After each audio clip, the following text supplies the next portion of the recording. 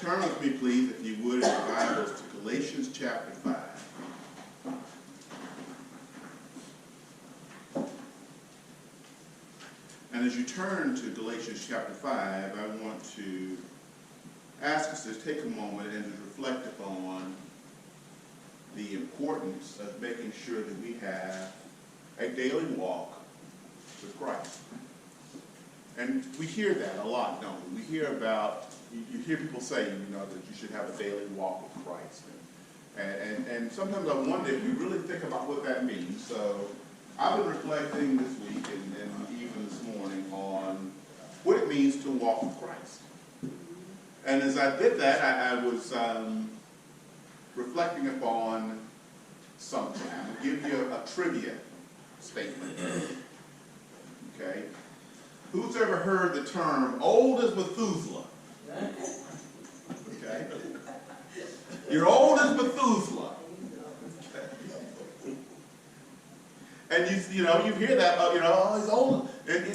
But have you ever thought about, was Methuselah really somebody, or is that just a saying? Okay? Because you hear it, and you don't hear Christians, anybody say, "Oh man, he's old as Methuselah." How old was Methuselah?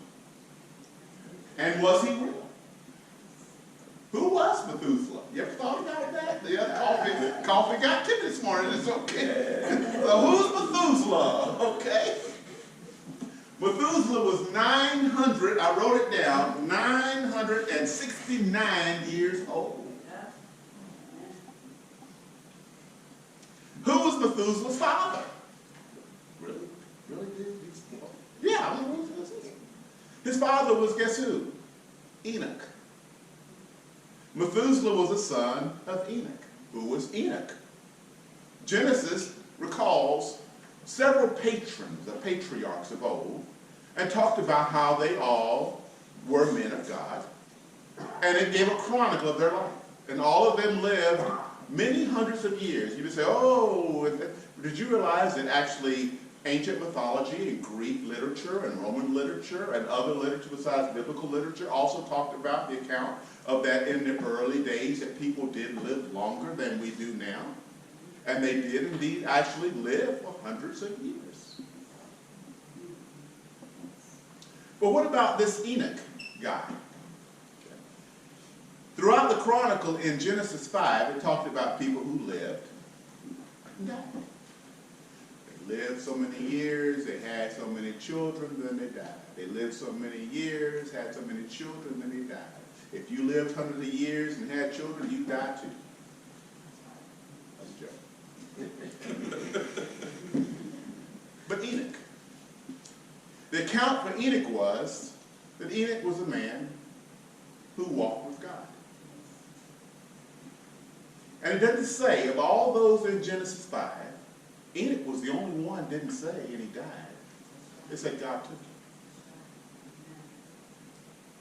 He walked so far with God that God says, you know what? You're closer to my house than yours. Why don't you come on in? If you go back and look at Genesis, in the beginning in Genesis 3, you'll see there where it talked about Adam and Eve. And in Adam and Eve, in their fall, it was recognized when God came to do something. Walk with them. And then I thought about marriage.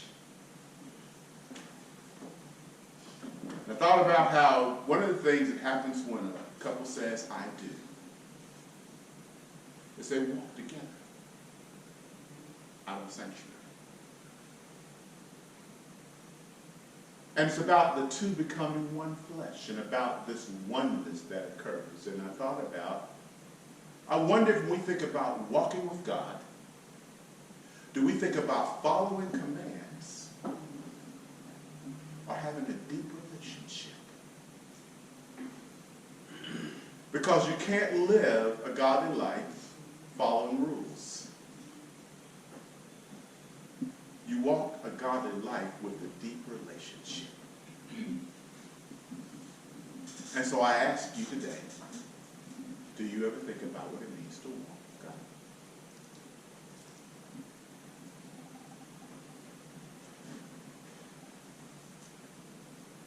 The Bible talks about the importance of living by faith. We also hear that faith without works is dead. And I think many times we kind of get it backwards because we see our relationship with God being following these rules. We can't follow rules unless they're being enforced. But relationship, grace, and faith is something that comes from the inside out. And that is something that makes it a natural response to everything you have happening in your life. I want to encourage you that walking with God means living in the grace of the Lord Jesus Christ. Therefore,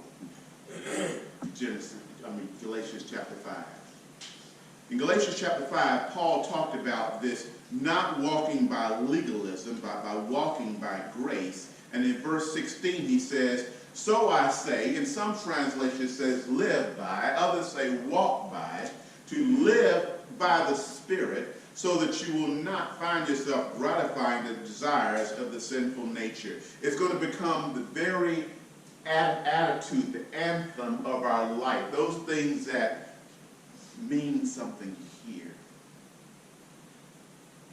And I want to encourage you today, any relationship, be it a husband and wife, be it parents with children, be it whatever venue it might be it in teams, whatever it is, if there's not a core of love and acceptance,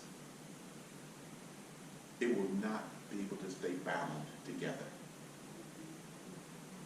And I want to encourage us to begin to once again seek to know what it means to be, note this, loved by God. Because maybe you don't know or think about this, but he loves you. God loves you unconditionally. You are the apple of his eye. Did you know that you are the most important thing? Do you ever think about the fact that every day when you go through life that God is watching you and not that, oh my gosh, he's going to get you, but oh my gosh, how much he loves you? Do you know that God is for you? He's for you, not against you, right where you are. In spite of where you may not be in your own mind measuring up, much less if you think about it in his eyes measuring up. He's for you. He wants to walk with you. I think about the loved ones we know that just recently lost their mother. And I think about relationships. I know that in my family, my spouse has had this opportunity, different ones have had these opportunities. There's no better closure you can have than when you can walk alongside those in their time of need. There's no one I've ever met that wouldn't say that intrinsically there's nothing that's more deepening for them. There's nothing that helps them get closure more than when they can say they walked alongside someone in the time of need. Many times it's not what you do for someone, it's how you walk alongside with someone when they're going through something. And that it's a special healing in that, isn't it? Well, do you realize that's what agape love is all about? That's God's love demonstrated. And you know that the same love he gives you to be able to walk alongside someone, that agape love is the same love he wants to give to you, that likewise he wants to walk alongside you in your time of need. So it says walk by the Spirit. And what happens? We won't find ourselves gratifying doing the things we know we ought not do. Well, listen, because when we find ourselves going contrary, the sinful nature, it desires what is contrary to God. And the Spirit, what is contrary to the sinful nature. And then we find a conflict happening in our lives. When we walk, because hear me, we're going to walk with God or we're going to walk against him. We're going to walk with him or we're going to walk away from him. There's no walking in two different ways. There's no two lovers here. You're either walking with him or you're walking against him or away from him. And we find ourselves walking in the other direction. We find ourselves doing everything that would be the right thing being done now the wrong way. It's just like me wanting to go home today. I can want to get home as quick as I can try to get there. But if the traffic has got me jammed, I may feel compelled, if I'm in a hurry, late for something, I may feel compelled to try to ride in what they call a suicide lane. I wonder why they call it that.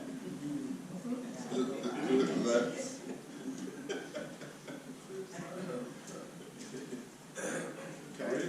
But there's consequence, there's risk associated with that, and also there is a law against it.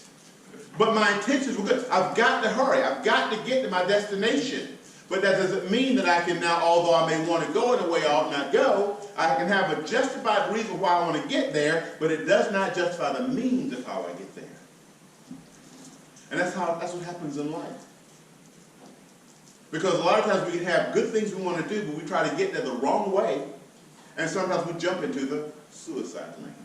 Or sometimes we jump into oncoming traffic. Trying to get to the right place, how? The wrong way.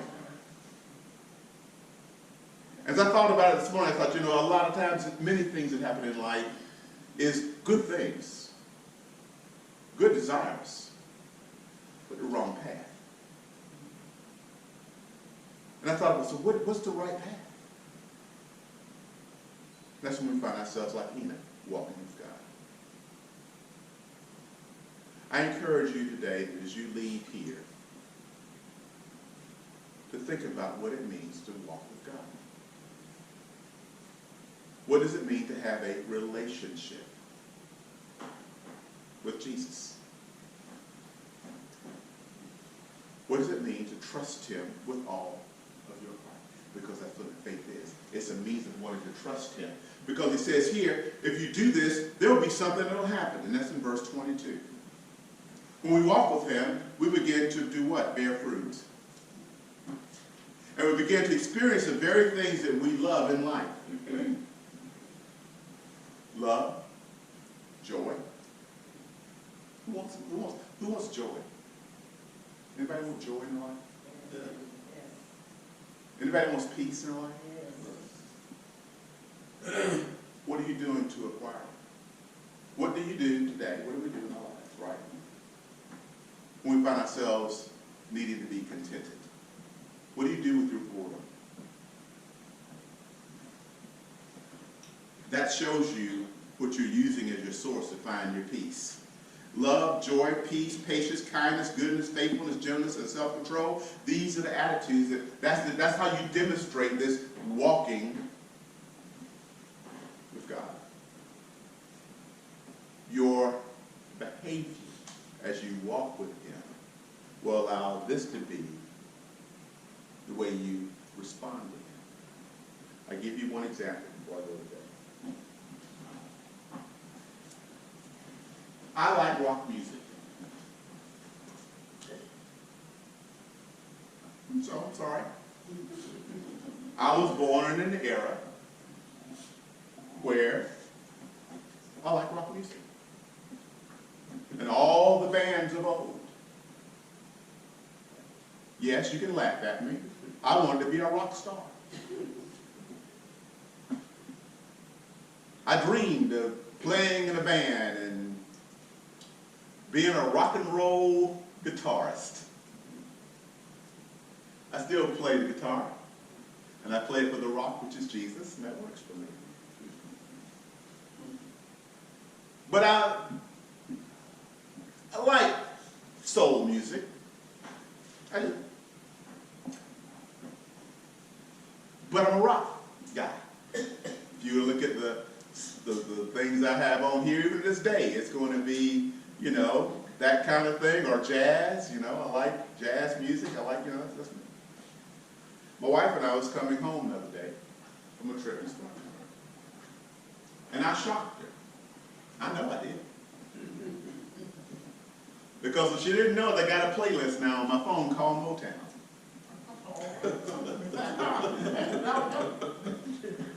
And so out of the blue, I cranked up Motown.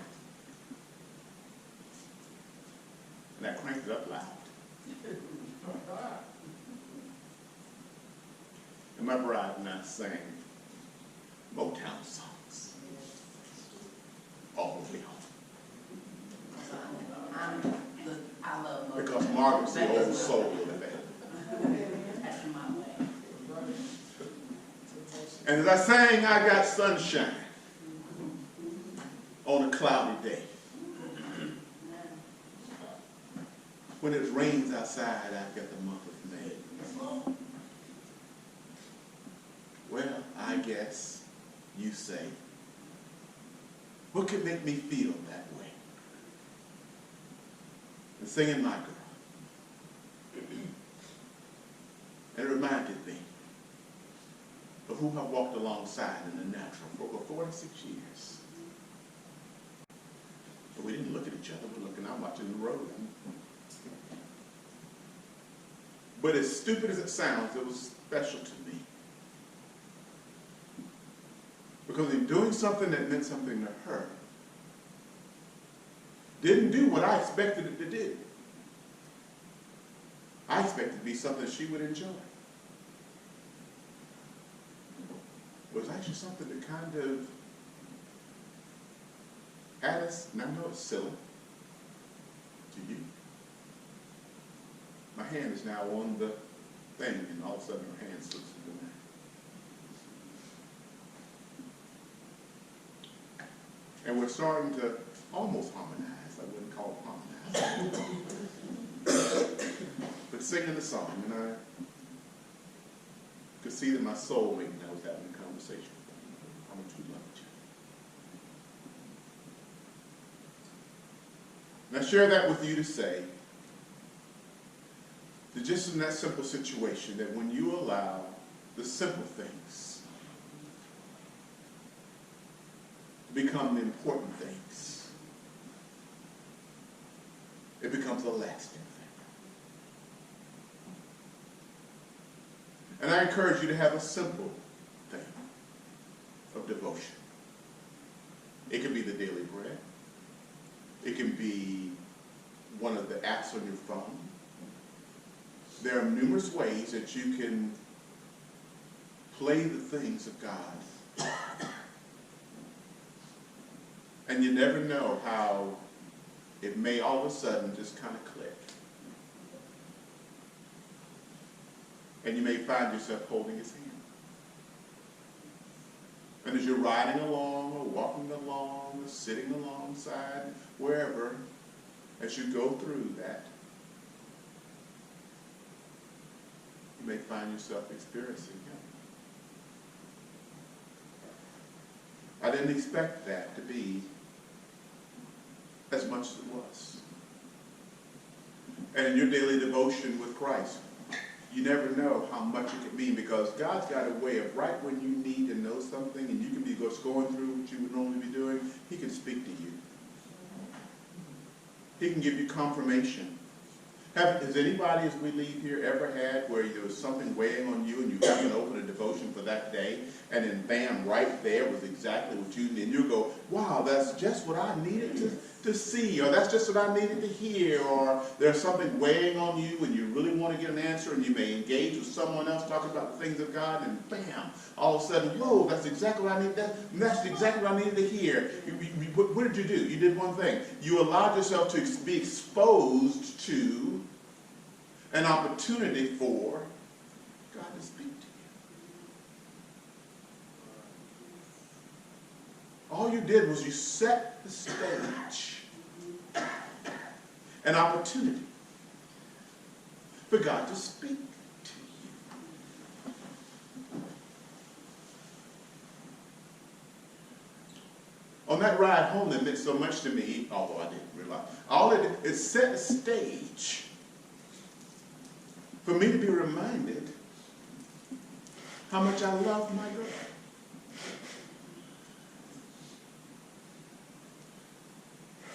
If you set the stage, God will invade your life.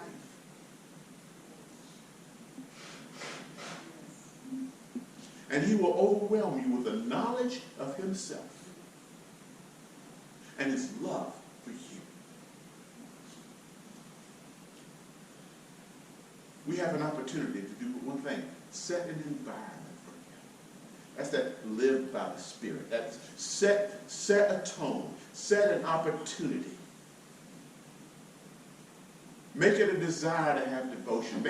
Give God an opportunity, right? Set it up.